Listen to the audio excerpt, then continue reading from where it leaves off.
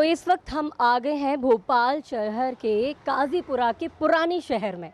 और मैं खड़ी हुई हूँ भोपाल शहर के महापौर आलोक शर्मा जी के घर, जहाँ स्त्री शक्ति में एक ऐसी शख्सियत से मैं आपको रूबरू कराने वाली हूँ जिनकी कहानी उन्हीं की जुबानी आपको सुनाऊंगी। तो चलिए मेरे साथ, आइए।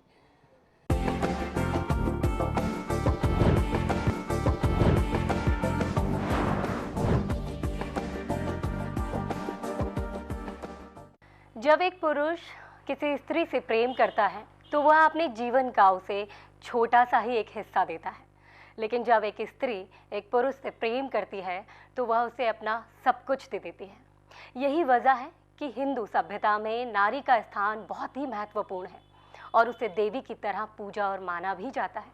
और इतिहास के ग्रंथों, शास्त्रों और पुराणों में भी स्त्री की शक्ति और उसकी क्षमता का बखान किया गया है।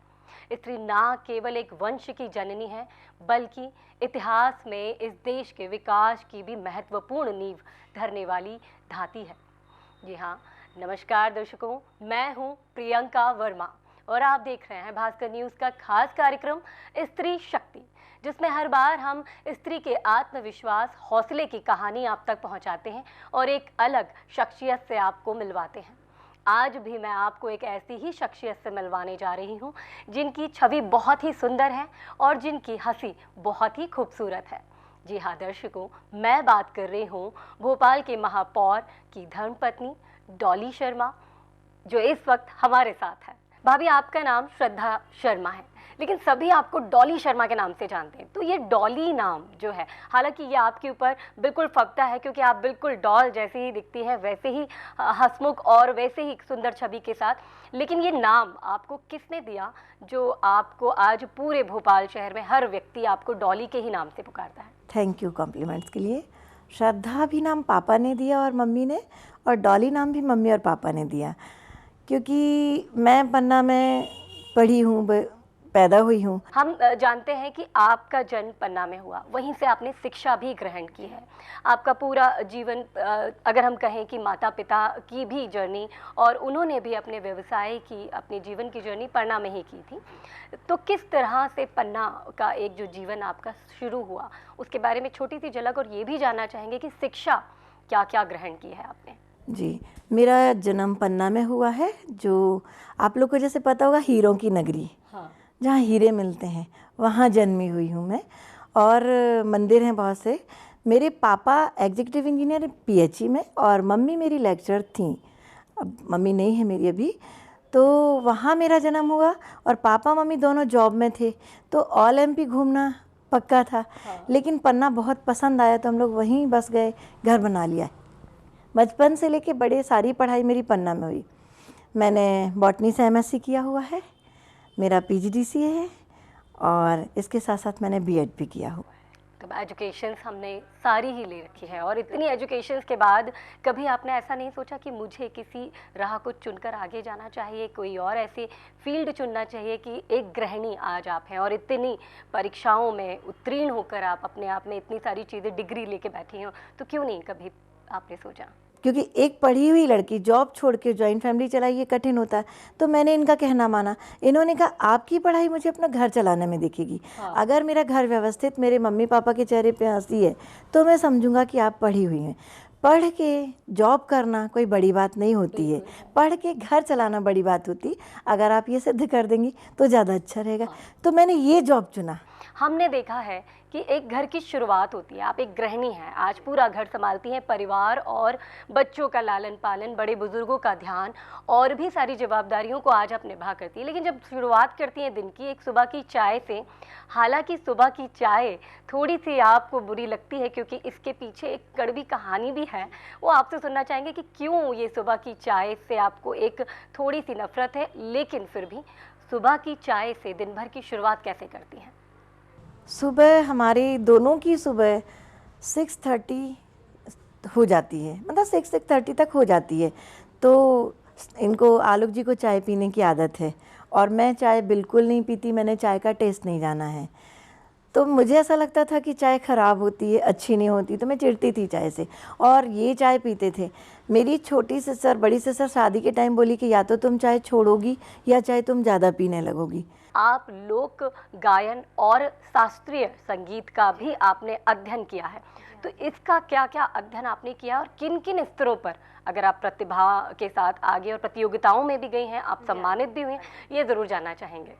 म्यूज़िक का तो ऐसे कि जैसे घर पे बेस था, पापा गाते रहते थे तो सुन के आता है और वो करती रही। फिर बाद में पापा को लगा कि क्लासिकल बेस देना चाहिए, तो हमारे जो पन्ना में क्लासिकल गुरु जी थे, पंडित मुकुंद त्रिपाठी जी, तो उनसे हमने क्लासिकल की पूरी शिक्षा ली और बाकायदे हमारी डिग्री भी वहीं से हुई है, प्रयाग विश्वविद्यालय से हुई है, प्रभाकर किया हमने।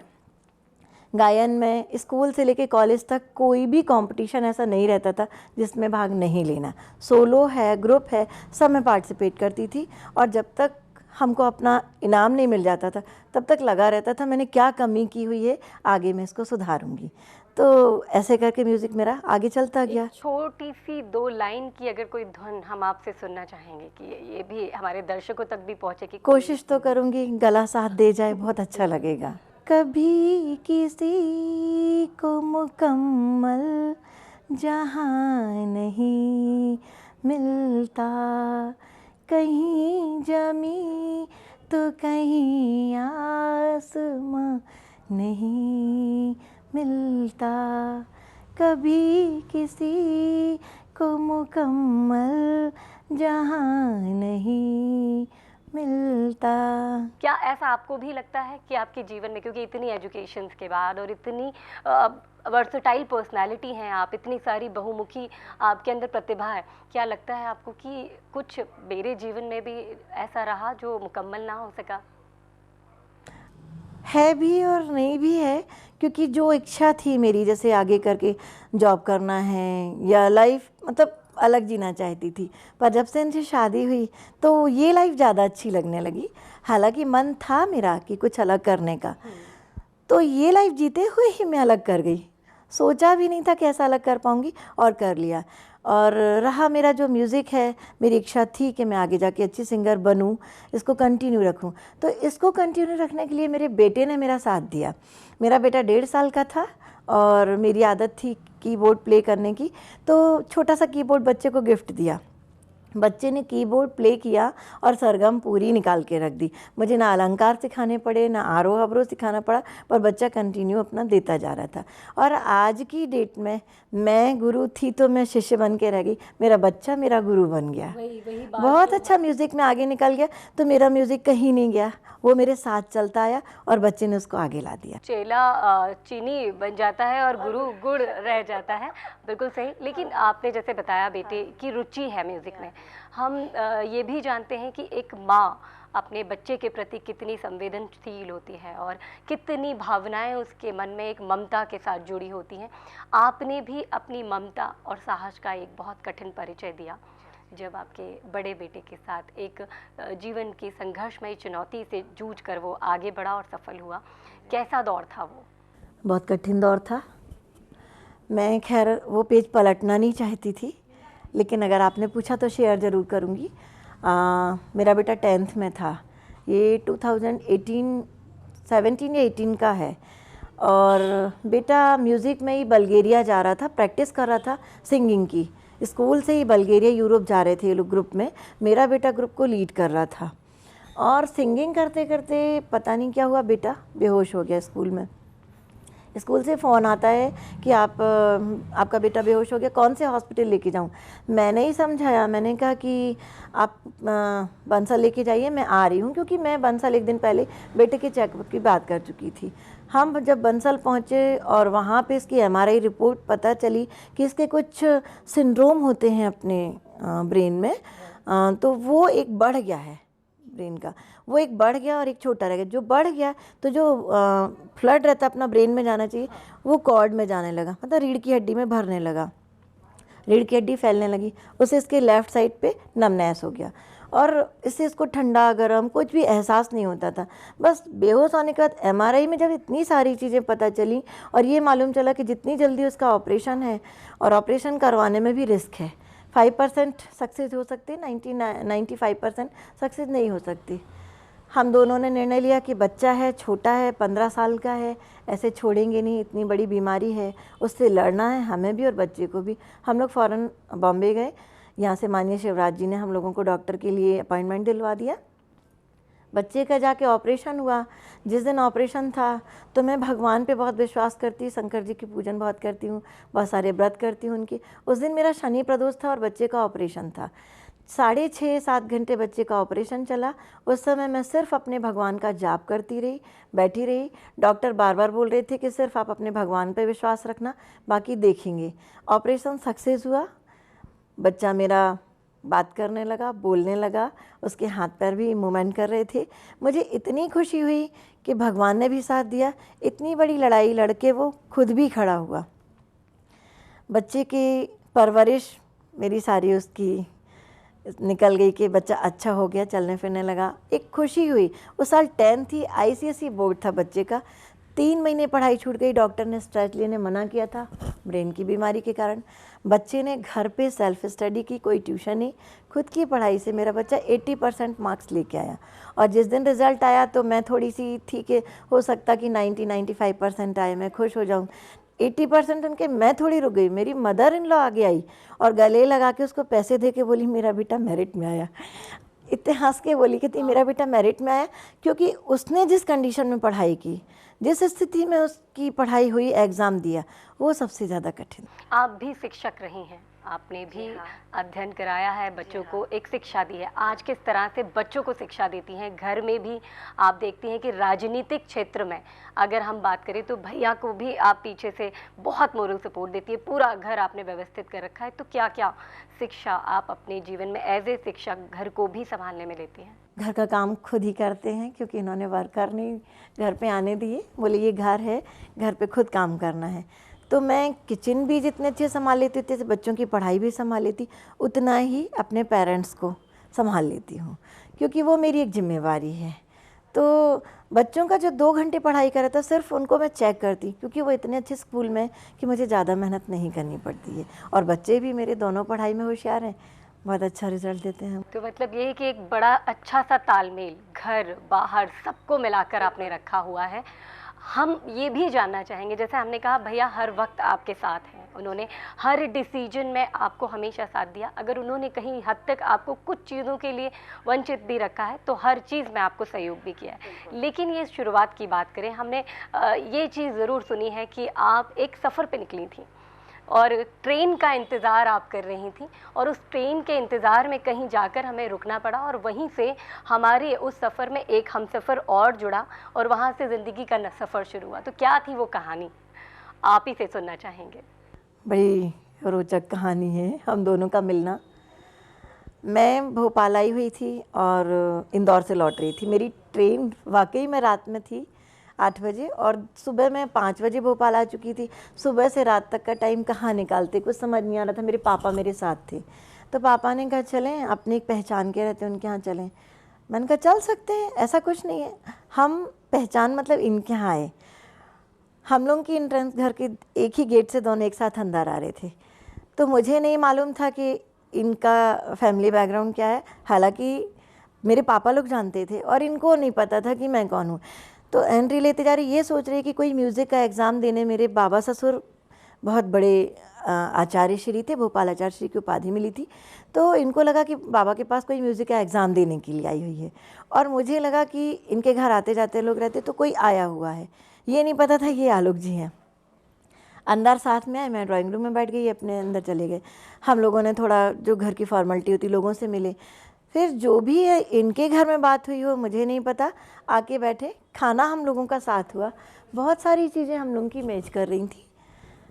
उसी बातचीत में इन्होंने सिर्फ एक ऑफ़र किया कि मैंने अपनी मम्मी से बात की हुई है, मेरी शादी की बात चल रही है, बहुत रिश्ते आ रहे हैं, पर मुझे कुछ पसंद नहीं आया है, और मैंने आपके लिए मम्मी को बोला। तो एकदम अरे ऐसे कैसे, क्योंकि दूर दूर तक शादी का कोई वास्ता नहीं था अभी मेरा।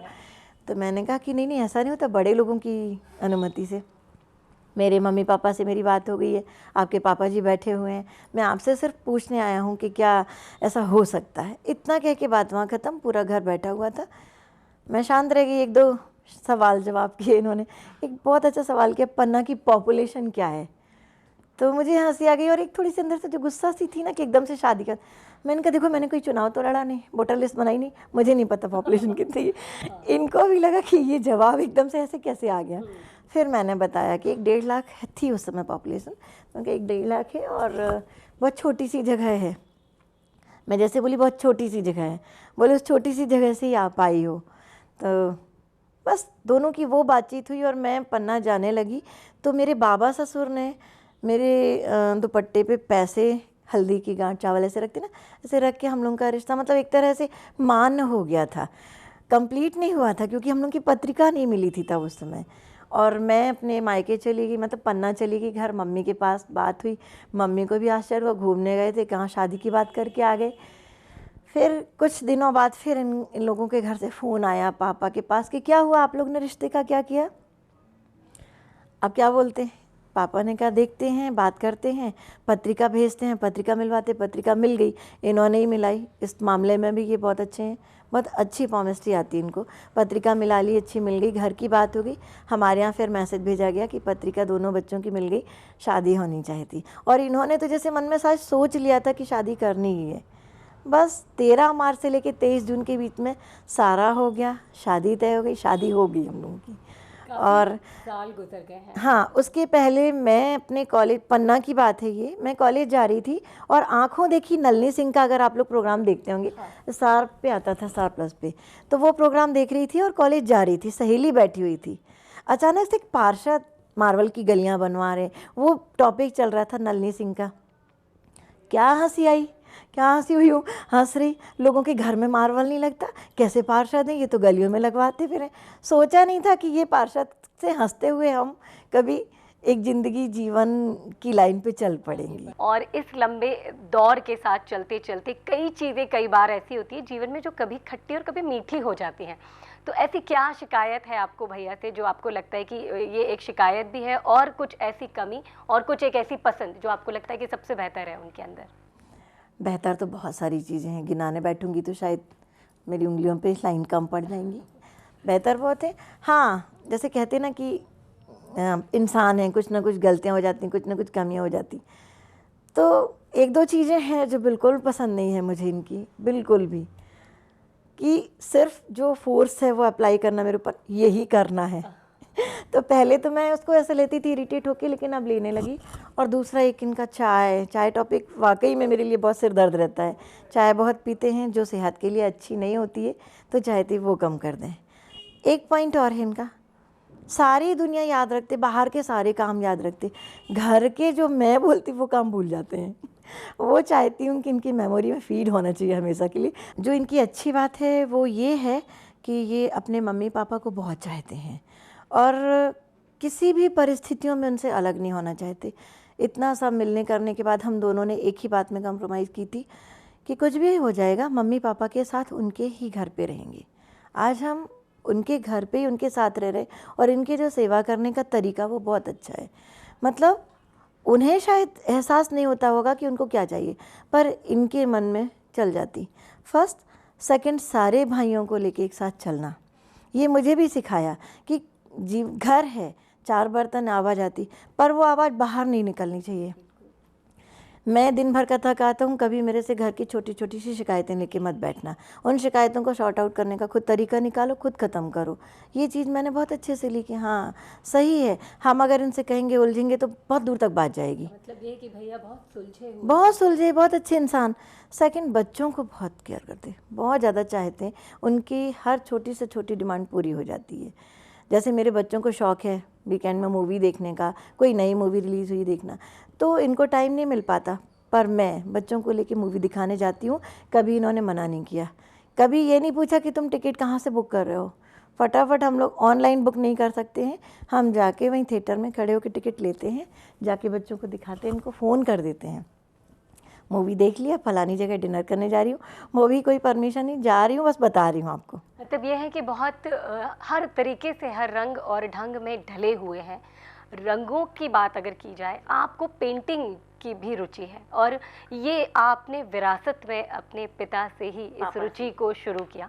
तो क्या क्या आप कलाकारी करती हैं चित्रों के साथ, और किस किस तरह की कलाकारियाँ की हैं? साइंस की स्टूडेंट थी, फिगर बनाने ही पड़ते थे और सीखा नहीं है, तो बस वो ड्राइंग बनाती गई। ड्राइंग बनाते शादी हो गई, अब शादी के बाद टाइम नहीं मिलता था, पर मन में कहीं ना कहीं वो लगा रहता था कि कुछ करना कुछ। तो एक मधुबनी पेंटिंग सीखी, वो भी मेरी कज़िन ननद सीख रही थी कहीं से, तो उनका कैनवास देख के मुझे लगा क्यों मैं भी सीख सकती हूँ और इनसे ही सीख लूँ तो ज़्यादा बेटर होगा। तो मैंने उनसे मधुबनी सीखी और बना दिया। उसके बाद फिर म्यूरल आर्ट थी, बहुत देखते थे सब लोग बना रहे, ब्लॉक काट रहे हैं प्लाई के। मैंने कहा ये काम भी मैं अपने काम के बीच में 2 घंटे का टाइम रहता फ्री कर सकती हूँ, तो मैंने म्यूरल आर्ट भी बनाई हुई है और अभी भी मौका मिलता तो हाथ नहीं छोड़ती हूँ। मतलब हर बार कहीं ना कहीं किसी रुचि में हाँ, दिवाली पे वो रुचि रंगोली में निकल जाती है। हम जानते हैं आपको, जिस तरह से आप पेंटिंग्स में, चित्रकारी में, गायन में, घर संभालने में और जीवन की हर शैली में आगे आगे बढ़ रही हैं, उसी तरह से हमने देखा आप बड़ी धार्मिक भी हैं, समाज के प्रति बहुत संवेदनशील हैं। आपने सामाजिक स्तरों पर कई संस्थाओं के साथ जुड़कर कार्य किए हैं। तो किस किस तरह की सामाजिक कार्य आप कर रही हैं, और धर्म को लेकर जिस तरह से आपकी रुचि है, पूजा पाठ में लीन आप बहुत रहती हैं, अक्सर हम देखते हैं कि हर रीति रिवाज को बखूबी अंदाज में आप निभाती हैं, तो कैसे आप सोशल एक्टिविटीज़ करती हैं और क्या क्या है ऐसी एक्टिविटीज़ जो आगे आप करने वाली हैं? पूजन के लिए पहले बात करूं तो पूजन का बहुत नहीं था, शादी के बाद ऐसे थोड़ी बहुत पूजन हो जाती थी, लेकिन इनको पूजन करते देखती थी कि ये पूजन बहुत अच्छे से करते हैं, अपने जो पाठ वगैरह करते, ये बोला करते थे कि एक न एक दिन तुम भी ऐसे करोगी। क्योंकि मैं ऐसी वाली थी कि भगवान से हाय हेलो करना, मतलब ये चीज़ अच्छी नहीं थी, यूँ करके निकल जाना, आप कर रहे हो आपकी पूजन मेरे पास आ जाएगी। बोले नहीं, अपना भाग अपने साथ रहता है। धीरे धीरे करके ये चीज़ें इतनी अच्छे आई, घर में सबको देखा मैंने पूजन कर रहे, तो मेरे अंदर भी आ गई। फिर व्रत शादी के बाद शुरू हो ही जाते हैं, कोई ना कोई ऐसी बड़ी पूजन होते, बड़े व्रत होते, वो करते करते आज मेरे मन में भगवान के प्रति श्रद्धा थी और बढ़ गई। घर एक जॉइंट फैमिली है, मम्मी जी बड़े पूजन करते रहते, वो देखते हैं, छोटे छोटे त्यौहार होते हैं उनको कैसे सेलिब्रेट करना, कैसे मनाना, ये सब मैं अपनी सासू माँ से सीखती रही। इसके बाद थोड़ा बहुत लगाव बाहर लोगों से मिलने जुलने में बढ़ा, मिलना जुलना बढ़ता गया, तो एक छोटा सा मेरी सहेली का ही NGO है, वो काम करती थी, वो घरेलू हिंसा से सताई हुई महिलाओं के लिए काम करती थी। तो पता नहीं क्यों मुझे बहुत अच्छा लगा, हालांकि मैं वैसे जुड़ी हूँ कि हाँ उसके साथ जाके उनकी सेवा करना, और किसी तरह से नहीं, उनकी सेवा करना, जो औरतें वहाँ उनको क्या ज़रूरत है, क्या देना क्या लेना। तो मैं अपनी सहेली से जुड़ के उनके पास बैठती थी, पूछती थी कि आप किस परेशानियों के कारण यहाँ आई। इंटरेस्ट बढ़ता गया, उनकी मदद करती गई। शादी के बाद पतिदेव अनाथ कन्याओं की शादी करते थे। अनाथ के अलावा ऐसा रहता था जो गरीब घर पे आ जाएं और उनके पास कुछ भी नहीं, तो ये चुपचाप सिर्फ सामान डोनेट कर देते थे, पैसे दे देते थे, हम जाके खड़े नहीं होते थे वहाँ कि हम शादी करें, और मदद करते थे। वो मैंने देखा कि ये अच्छा काम है, मेरे अंदर ही आया। मैंने इनसे कहा कि अगर आप करते हैं तो 1-2 कन्यादान अपने अपने हाथ से कर सकते हैं, इतना कर रहे। बोले अगर तुम्हारी इच्छा है तो अपन दोनों कर सकते। हम लोगों ने करीब अपने हिसाब से अपने साथ 15-20 लड़कियों के कन्यादान किए हैं, काफ़ी और बिना किसी शो ऑफ करे हुए कि ये हमारा एक पक्ष है काम करने का, ये हमारे कर्तव्य है, इसको पूरा करना है। एक वो किया, और दूसरा जैसे खुद की बेटी नहीं थी तो बेटियों से लगाव बहुत ज़्यादा था, तो हमेशा इनसे बोलती थी कि कमी है, कन्यादान कर रहे हैं, बेटियां अपन ऐसे, तो ये समझाते थे कोई बात नहीं, अपनी बेटी नहीं है, हम 2 बेटियां आएंगी, हमारी दोनों बेटों की शादी होगी, वो आएंगी, उनकी सेवा कर लेना, उनको प्यार कर लेना बेटी जैसा। ये सोशल वर्क में अपनी महिला कार्यकर्ताओं का उत्साह बढ़ाती हूँ। महिला कार्यकर्ता सुबह से शाम तक घर से निकलती है, पार्टी के काम करती हैं, हमें नहीं पता उनके घर में क्या प्रॉब्लम है, क्या बैकग्राउंड है उनका, लेकिन वो पार्टी के लिए खड़ी रहती हैं। हम पार्टी से तो नहीं, इनसे जुड़ के उनके लिए कुछ करने के लिए तत्पर रहते हैं। वो जैसे कभी परेशान हैं, ये नहीं मिल पाए, नहीं हो पाया, उनके साथ निकल गए, उनका काम करवा लिया और घर वापस आ गए। ये छोटी छोटी सोशल एक्ट। आप एक सशक्त महिला की भरपूर पहचान भी हैं। आप समाज, धर्म, संस्कृति, सभ्यता सबसे जुड़ी हुई हैं। एक सुंदर सा संदेश जो पूरे भारतवर्ष की महिलाओं के लिए आपके द्वारा ज़रूर लेना चाहूँगी। संदेश छोटा है, कड़वा है, शायद किसी को मेरा ये संदेश पसंद नहीं आए। मैं बेटी हूँ, मैंने भी किसी घर में जन्म लिया और किसी घर की बहू बन के आई हूँ। आजकल बहुत जल्दी अलग अलग होने की परंपरा चली है। लड़कियां जो शादी होती ही बोलती हैं जॉइंट फैमिली नहीं चाहिए या सिर्फ हमें अपने पति के साथ रहना है। तो मैं उन बच्चियों को, वो बच्चियां ही हैं जो अभी शादी के लिए हैं, आप बहुत एजुकेटेड हैं, कहते हैं कि ऐसी एजुकेशन तो बच्ची को कि आसमान छू ले, पर उस आसमान को छूने के साथ ज़मीन पे क्या है ये ज़रूर वो देखे। ये नहीं भूल जाए कि हमारे कर्तव्य क्या हैं।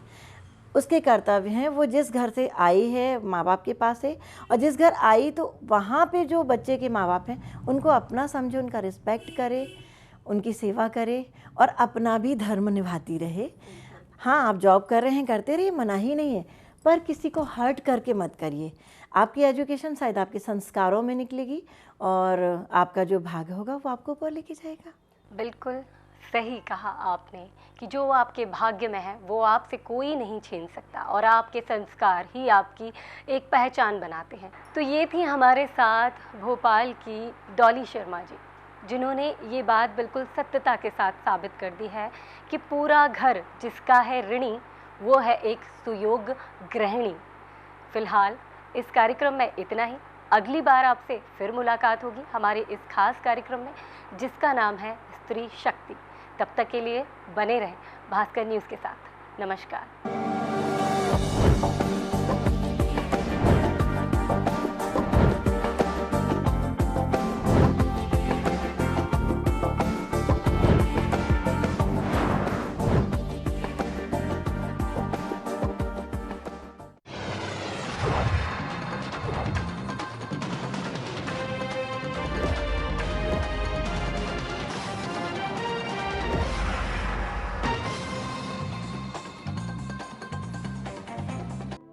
एक कलम, कुछ कागज और बहुत सारे विचार। हाँ, यही है कवि दरबार। देखिए मेरे साथ हर शनिवार रविवार रात 9:30 बजे सिर्फ भास्कर न्यूज पर। कौन क्या लिखता है, खबरों में क्या बिकता है, कौन क्या दिखाता है, कौन कैसा दिखता है, देखिए हमारे साथ सुबह 9 बजे प्रेस वार्ता।